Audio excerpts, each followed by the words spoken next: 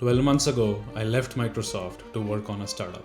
We had just got funded, we had a product, a team, and a direction. But about 6 weeks in, we killed the product. This wasn't just some normal pivot, but we actually went back to whiteboard. We went back to zero, without any direction, without any product, but a funded team. Over the next year, we built about 5 to 6 different products, and none of them worked the way we liked it to. So let me tell you what this year actually looked like, because it was nothing like what I had expected. Before I get into it, quick context if you're new here. I'm Ishmeet, and I'm a founding engineer at an early stage AI startup. Before this, I worked at Microsoft for about 4 years working on Microsoft Teams, and before that, I actually built another startup which failed and I lost $125,000 of my personal capital. So this isn't the first time for me doing this. This is basically a round two. March 7, 2025. Exactly 1 year ago was my last day at Microsoft. I had been there for about 4 years. I had a good team. It was a good job. I was working on a nice product and the salary was good. Nothing crazy, but pretty good. Now,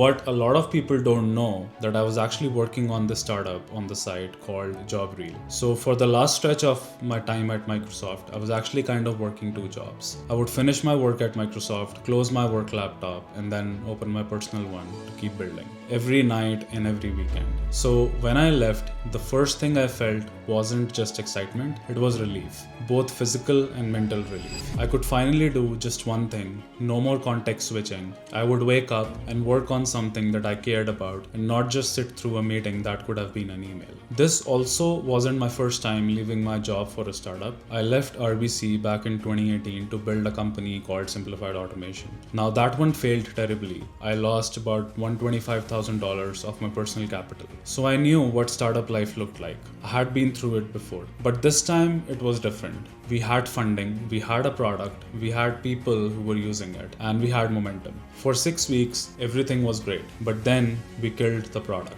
Emily, our founder, brought it up first. And as soon as she said it, I knew she was right. AI was exploding at the time. Every week, there was a new breakthrough. And JobReel wasn't even remotely AI native. It was a solid product, but it was built for a world that was changing faster than we could keep up with. Now, it wasn't just about technology. Unit economics were broken as well. Our customer acquisition cost was too high, and the price point did not make sense long term. We could have kept pushing, but we would be pushing something uphill that was never going to roll on its own. So we finally made that hard call, and about 5 weeks after I left Microsoft, and after a few weeks that we got funded, we killed the product. Try explaining that to people. Yeah, we raised money and then we threw the whole thing away and started over. That's not a pivot, that's a demolition. We had a funded team with no product, just a belief that we would figure out what to build next. And then what followed was the hardest stretch of my career. We went back to first principles. AI native,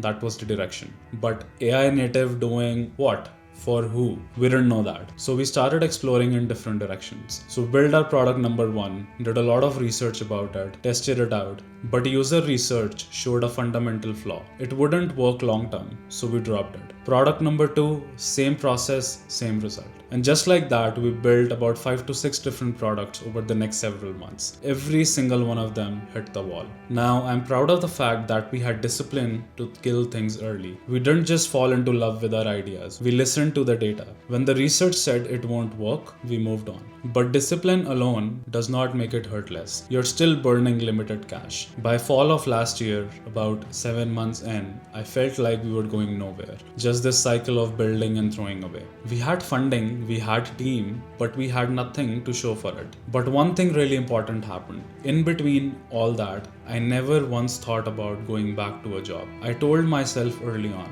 I will not go back until I have exhausted every option. Until I have done everything in my power to make it work, and I'll fight until the last minute. But that doesn't mean that I was not scared. I sure was, and I can admit that now. When I left Microsoft, I thought I would finally had time. I was going from practically 2 jobs to 1. Simple math, right? I figured I'd work out more, I'd spend time with my family, I'd take care of myself, But what actually happened was exact opposite. I work harder now than I ever did when I was juggling Microsoft and building a startup at the same time. At a big company, your paycheck comes whether you ship or not. Whether you had a good week or a terrible one. The money shows up regardless. At startup, your success is the company's success. They are both directly tied to each other. There's not really a separation between them. Every hour matters. And because of that, you just don't stop. I traded big tech's structure for freedom, and freedom turned out to be way more chaotic and demanding than the structure ever was. And the time doesn't work the same anymore. It's been 12 months, but it really feels like I was at Microsoft just last month. It's like I blinked and a year just disappeared. But something did change this year that I did not expect. I learned how to sell. When I started, I was terrible at selling. I would approach someone and just start pitching the product. Features, capabilities, why it's great, just blah blah blah. No one really cared about that. Now I do it completely differently. I don't talk about the product at all. I focus on their problem. What's broken in the business and what's costing them time or money. And then I show them how we solve that specific thing. I'm not selling software anymore. I'm selling the solution to their problem. Now that shift alone from selling a product to solving a problem is the single best thing that I've learned in the last 12 months. That's bigger than any technical skill, bigger than anything that I had picked up at Microsoft. So, where are we now? Well, I can't say too much because we are still in stealth, but I will say that we have some paid users, we are close to our official launch, and for the first time in a year, something feels that it's sticking. The market is responding positively, and it really feels different from all the other products that we killed. Now,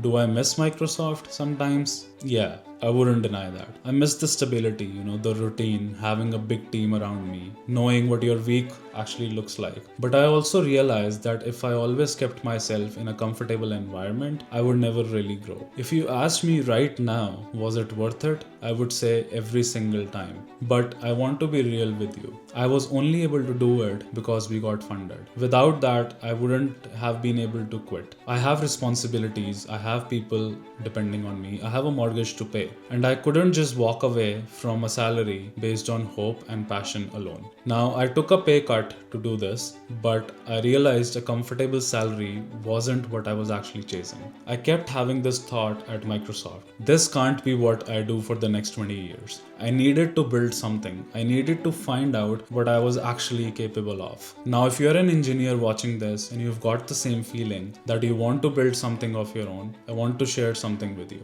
Do not quit your job tomorrow, and I really mean that. I have had side hustles for years before I left. I was building on the side the entire time I was at Microsoft. I never made money from any of my side hustles. But I proved something to myself that I could build, that I would show up for it even when I was exhausted from my day job, that I wanted it bad enough to sacrifice my evenings and my weekends. If you really want something, you'll find a way to start while you're still employed. Not because you need to have revenue, not because you need to prove it to anyone else, but because you need to prove it to yourself. Now, can you actually build something on your own? Do you enjoy it enough to keep going when it's hard? Do you prioritize it enough to make time for it when you're already busy? And if the answer is yes, and you do it consistently, you'll know when the time is right to make that jump. You won't need someone on the internet to tell you. If you're already in the middle of it, if you are in your own dark period, your own cycle of building and throwing away, just know that it is normal. That's the process, and the people who win are the ones who just don't stop. I'm on my second startup. I've already lost the money before. I've already been through the failure, but I'm still here. Because I would rather fight for something that I believe in than be comfortable in doing something that doesn't matter to me. So 12 months ago, I left Microsoft with a funded product and a plan. Few weeks later, that product was dead, and we built like 6 more things that did not ever work out. I took a pay cut, time disappeared, and I worked harder than ever in my life. And I would do it all over again. If you're thinking about making this jump, drop a comment and tell me where you're at. And hey, if you're interested to follow my startup journey and learn from it, hit that subscribe button. I'm documenting all of it, the wins, the failures, and everything in between. See you in the next one.